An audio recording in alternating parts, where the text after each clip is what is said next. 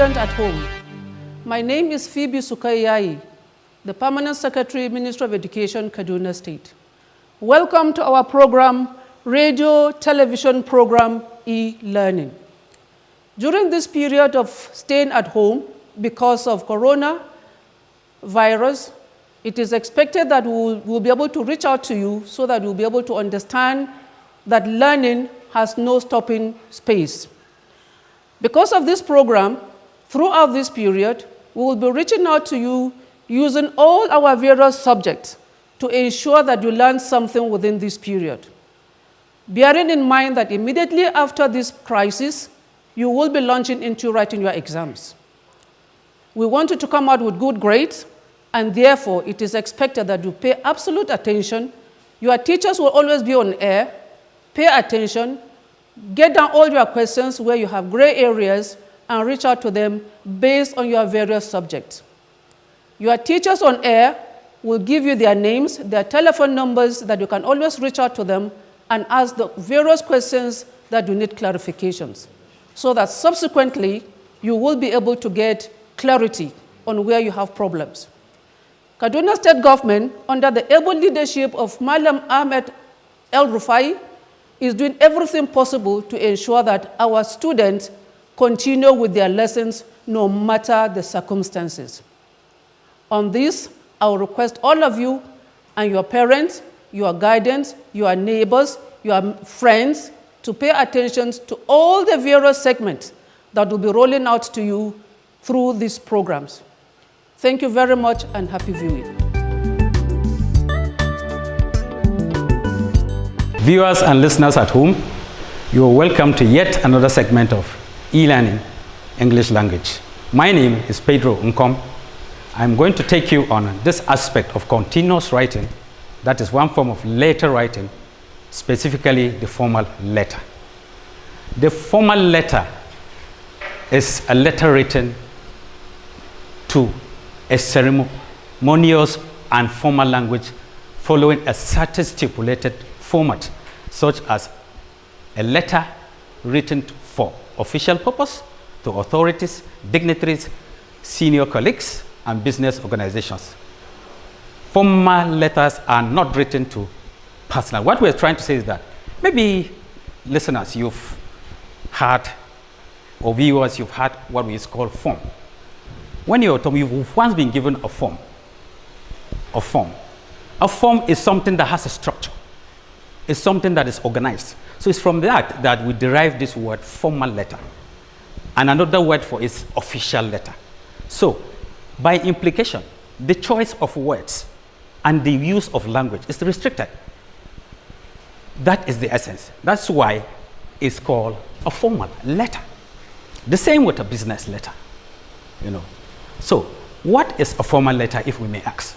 Formal letters are written to the following, for the following reasons. 1, application, complaint, petition, apology, felicitation, query, and so on. Now, we're going to look at the features, that is the basic rudiments, what it takes to arrive at a formal letter. Mind you, WAEC standard is 450 words. So remember that you must write your letter up to 450. So in doing that, there are certain fundamentals. The basic characteristics is 1, the address. The address, we have 2 addresses. That is the writer's address, that is the sender address, and the recipient's address, that's the receiver's address. Now, the writer's address, that's you writing is at the right hand corner, while the receiver's letter, that's the recipient, is by the left. And must be written in full and properly punctuated, which means if you're writing number 6, Remy Close, P.O. Box 142, Kaduna, then that is sentence 1. The second sentence begins and ends with the date. If it's 22nd, the ND will have to be on the same line stretch. You don't write it on top. If it is 4th, you don't write the TH on top. It has to be on the same line. 4th April, there should be a comma. 2020, you write full stop. That is your address. Then the recipient's address, if you're writing to the Honorable Commissioner, that's the Honorable Commissioner, Ministry of Education, that at the end of the day ends with, because there is just full stop. Then the next thing you do is, what do you intend? You now do what we call salutation. You know, salutation. Remember, you have the choice to arrange the address just like, you know, with the way you want. But the appropriate pattern is what I've tried to explain. You put your commas appropriately and then end with a full stop. Then that of the recipient, since there is no date, you put your commas at the appropriate stage and you put a period and full stop. Now, the next thing is the salutation, where you say, dear, dear sir. Irrespective of whether the person is man or woman, there is no gender discrepancy in a formal letter. Because formal letters they are official and they don't discriminate whether one is man or woman. So you say, dear sir. Dear sir, then you now followed by the comma. It's good. No further exchange of pleasantries. Now then, the next thing is the heading, the title of the letter. This is written beneath the salutation. You have the choice of writing the title using capital letter, which means if you capitalize, you don't underline. But if you use small letter, you underline. It's the rule. If you use capital letter, you don't underline. If you use small letter, you underline. Take note. Otherwise, you'll be penalized if you write otherwise. Then, the next thing is the body of the letter. The body of the letter is where you introduce the topic you are writing on, then move further to develop your letter. Of course, you know, the topic suggests what you're trying to write. If you're writing a letter to the Honorable Commissioner, you know, suggesting ways by which the standard of education can be improved, you can start by, you know, just going straight to the point, because he's not anybody that is a relation. He's not anybody that is, so you don't say, how is this blah blah that you do in the personal letter. Because in a formal letter, there is no embellishment, there is no addition, there is no coloring. You go straight to the point. Now, your second paragraph and the following paragraph should provide the main information of the letter and build up on the main purpose already stated in the introduction in paragraph 1, which means there is a step-by-step procedure that you have to go from the beginning to the end. Meanwhile, this going step by step, you have to use what we call transitional elements. Transitional elements help you to link from paragraph 1, 2, 3, and 4. Because it is the transitional elements that gives the letter a flow. And of course, it relates the first point to second, third, to the final paragraph.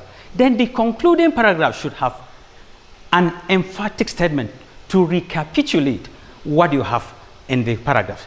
It should also convey the appropriate amount of respect to the person receiving the letter. Note, a very good use of punctuation, marks, correct sentences, spellings, and concord, that is agreement between subject and verb, should be observed in the course of writing. 1. We develop and properly arrange paragraphs add to the credibility of your work. So, these are the basic things. Remember that it is 450 words. 450 words, if you have to calculate. What you do is, the first page, you look at your lines horizontally, and the way you write vertically, count, and then know approximately how many pages you need to arrive at 450. So, this is what you have to bear in mind.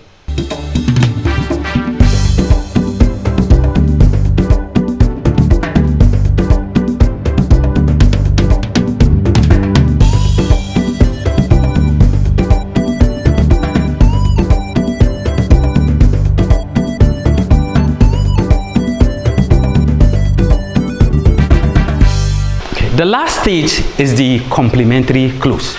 The complementary close is where you end your letter. You use such expressions like yours faithfully, Yours faithfully is the most conventionally accepted, expression used. Yours faithfully, then you sign and then you write your name in full.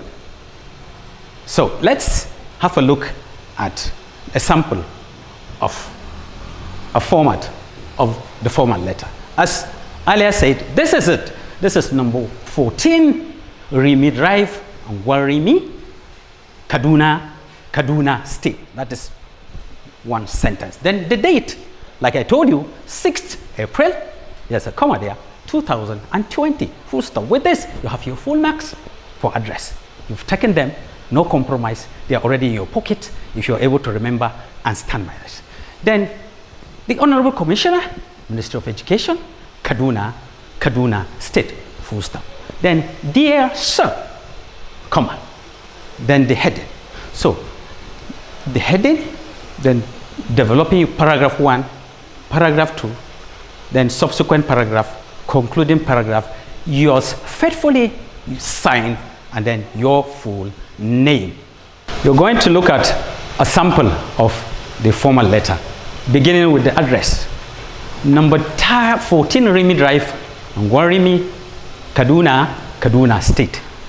6th April 2020. The TH, like I said, is supposed to be on the same line as text, not on top. Then the Honorable Commissioner, Ministry of Education, Kaduna, Kaduna State.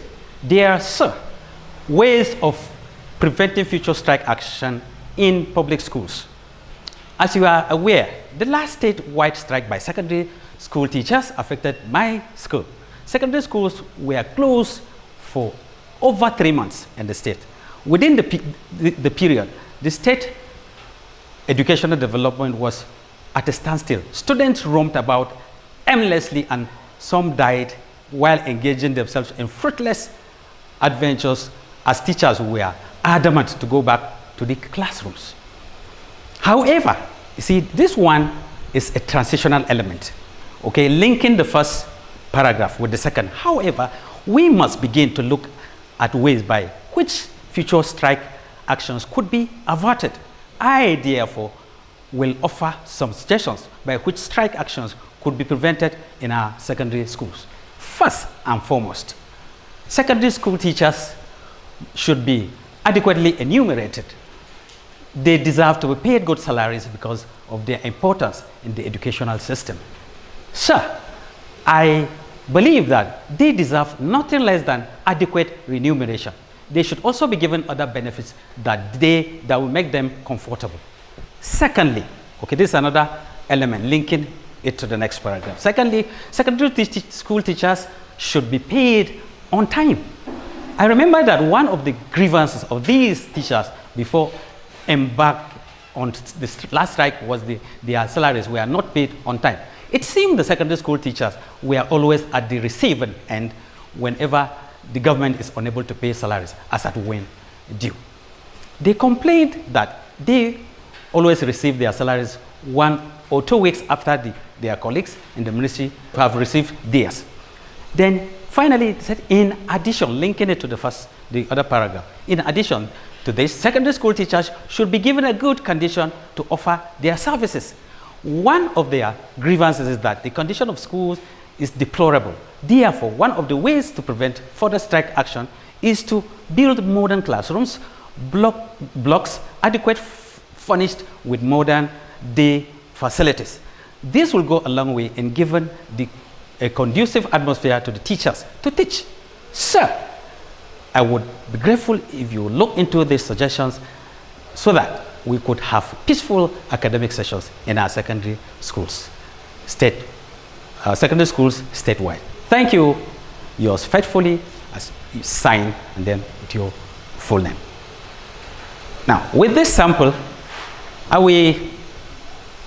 you will use this to write your own, as an assignment to write your own letter, because this is just a sample to serve as a guide. Remember, it's 450 words. That is WAEC and NACO standard. Anything short of that, you'll be running out of your way, and you will derail. And of course, we all wish that you pass. That's our concern.